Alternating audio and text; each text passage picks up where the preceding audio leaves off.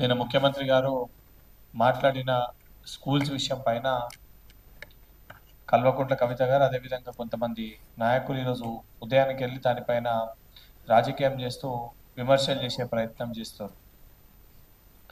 వాస్తవానికి తెలంగాణ రాష్ట్రంలో విద్యా వ్యవస్థని మెరుగుపరచాలని ఒక దృఢ సంకల్పంతో ముఖ్యమంత్రి గారు పనిచేస్తున్నారు. 10 ఏళ్ళ అధికారంలో ఉన్నప్పుడు కనీసం ఏ ఒక్క రోజు కూడా ప్రభుత్వ పాఠశాలలకు వెళ్ళని వీరు, విద్యార్థుల దగ్గరికి వెళ్ళని వీళ్ళు, టీచర్ల నియామకాలు జరగకపోతే దానిపైన ప్రశ్నించని వ్యక్తులు ఈరోజు గౌరవ ముఖ్యమంత్రి రేవంత్ రెడ్డి గారు మాట్లాడిన మాటలపైన విమర్శలు చేసి వీడియోలు తీసి పెట్టే ప్రయత్నం చేస్తున్నారు. నిజంగా తెలంగాణ రాష్ట్రంలో కాంగ్రెస్ ప్రభుత్వం అధికారంలోకి వచ్చినాక 10 ఏళ్ళు బీఆర్ఎస్ హయాంలో విద్యా వ్యవస్థ నీరు గారిపోయింది, కంప్లీట్గా ఖరాబ్ అయిపోయిందని ఒక ఉద్దేశంతో ఈ విద్యా వ్యవస్థని మెరుగుపరచాలని ఒక దృఢ సంకల్పంతో విద్యాశాఖని స్వయంగా ముఖ్యమంత్రి గారు తన దగ్గర పెట్టుకొని ఎప్పటికప్పుడు రివ్యూ చేసి ది బెస్ట్ క్వాలిటీ ఎడ్యుకేషన్ విద్యార్థులకు అందించాలని చెప్పి ప్రజాప్రభుత్వం గౌరవ ముఖ్యమంత్రి గారి నాయకత్వంలో పనిచేస్తుంది. ఈ రకంగా పనిచేస్తుంటే దీన్ని జీర్ణించుకోలేక, దీన్ని తట్టుకోలేక ఏదో ఒకటి విమర్శలు చేయాలి, విద్యా వ్యవస్థ పైన ప్రభుత్వానికి చిత్తశుద్ధి లేదు లేదా ఉపాధ్యాయులను రెచ్చగొట్టాలని చెప్పి రాజకీయ రంగుని రుద్దే ప్రయత్నము బీఆర్ఎస్ పార్టీ నాయకులు అదేవిధంగా కల్వకుంట్ల కవిత గారు చేస్తున్నారు. ఎడ్యుకేషన్ సిస్టంలో స్కూల్స్ని ఏదైతే చిన్న చిన్న స్కూల్స్ కానీ చాలా స్కూల్స్లో కూడా 3-4 స్టూడెంట్స్ ఉండి, టీచర్స్ ఒకటే టీచర్ ఉండి, లేకపోతే టీచర్స్ ఎక్కువ ఉండి స్టూడెంట్స్ తక్కువ మంది ఉన్న చోట రేషనలైజేషన్ చేయాలి. మనకి ది బెస్ట్ క్వాలిటీ టీచర్స్ మన దగ్గర ఉన్నారు, కానీ 30% మంది ప్రభుత్వ పాఠశాలల్లో విద్యార్థులు చదువుకుంటే దాదాపు 70% మంది ఈరోజు ప్రైవేట్ పాఠశాలల్లో చదువుకుంటున్న పరిస్థితి మనం చూస్తున్నాం. దీన్ని రివర్స్ చేసి 70% మంది ప్రభుత్వ పాఠశాలలో 30% మంది ప్రైవేట్లో చదువుకునే విధంగా మార్చాలని ఒక దృఢ సంకల్పంతో ప్రజాప్రభుత్వం పనిచేస్తుంది.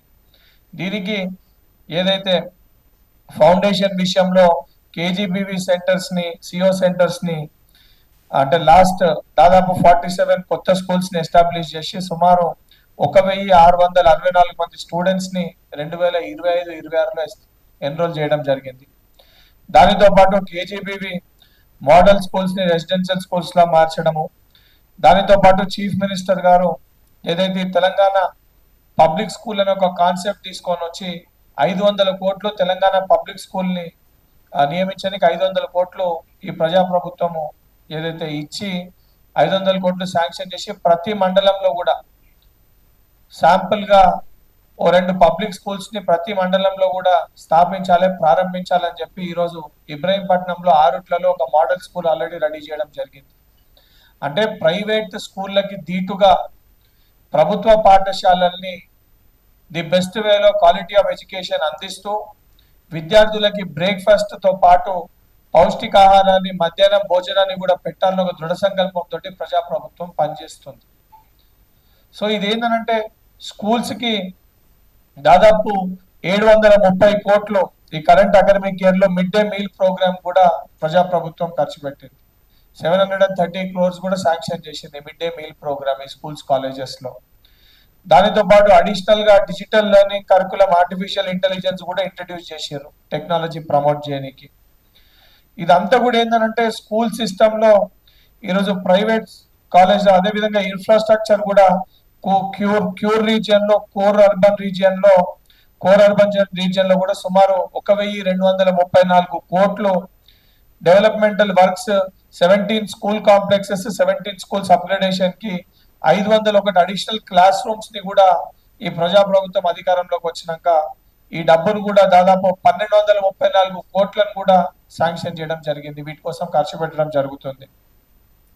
ఇదంతా కూడా 2014 to 2023 వరకు ఎక్కడ కూడా అద్దె భవనాల్లో గురుకులాల స్కూల్ పెట్టడము లేదా రెంటెడ్ బిల్డింగ్స్ లో పెట్టడము, విద్యా వ్యవస్థని కంప్లీట్ గా భ్రష్టు పట్టించి ఆ రోజు విద్యాశాఖ మంత్రి గారిని కలవాలనంటే ఏదైనా స్టేట్మెంట్ రిలీజ్ చేయాలంటే కూడా ముఖ్యమంత్రి కేసీఆర్ గారిని అడిగితే మాట్లాడలేని పరిస్థితి. అనేకమైన ఇష్యూస్ జరిగినాయి. అవన్నీ కూడా సబ్సిడైజ్ చేసి ఏ చిన్న అవకతవకలు జరగకుండా స్కూల్ ఎడ్యుకేషన్ ని భారతదేశ వ్యాప్తంగానే ప్రపంచ వ్యాప్తంగా కూడా తెలంగాణ మోడల్ స్కూల్స్ వైపు చూడాలని ఒక దృఢ సంకల్పంతో ఒక కొత్త కాన్సెప్ట్ తోటి రేషనలైజేషన్ చేయాలని చెప్పి ప్రజాప్రభుత్వం ముందుకు వచ్చింది. ఎక్కడ కూడా టీచర్స్ ని తగ్గించాలనో లేదా టీచర్స్ ని కుదించాలనే ఉద్దేశంతో ఈ ప్రభుత్వం పనిచేస్తలేదు. కాకపోతే ఉన్న చోట స్కూల్స్ ని ఇంకా ది బెస్ట్ గా ఆ రూట్లలో ఏదైతే మోడల్ స్కూల్ ఏ రకంగా అయితే స్థాపించడం జరిగిందో తెలంగాణ మోడల్ స్కూల్ అని చెప్పి నేను నాతో పాటు ప్రభుత్వ విప్పులందరం కూడా వెళ్ళి ఆ స్కూల్ ని సందర్శించినాము. ఒక ప్రైవేట్ స్కూల్ కి ధీటుగా ప్లే గ్రౌండ్ తో పాటు అన్ని ఫెసిలిటీస్, లైబ్రరీ ఫెసిలిటీ, అన్ని ఫెసిలిటీస్ తోటి the best quality of staff తోటి ఆ స్కూల్ ని ప్రారంభించారు. మోడల్ స్కూల్ గా ప్రారంభించిన ఆ స్కూల్లో ముందు 1200 అడ్మిషన్స్ ఉంటే 3000 స్ట్రెంత్ కి దాన్ని అప్గ్రేడ్ చేస్తే దగ్గర దగ్గర 4500 అప్లికేషన్స్ వచ్చినాయి. అంటే 3000 కంటే 4 ఇంకొక 1500 అడిషనల్ అప్లికేషన్స్ వచ్చినాయి అక్కడ పిల్లల్ని చదివించుకోనికి.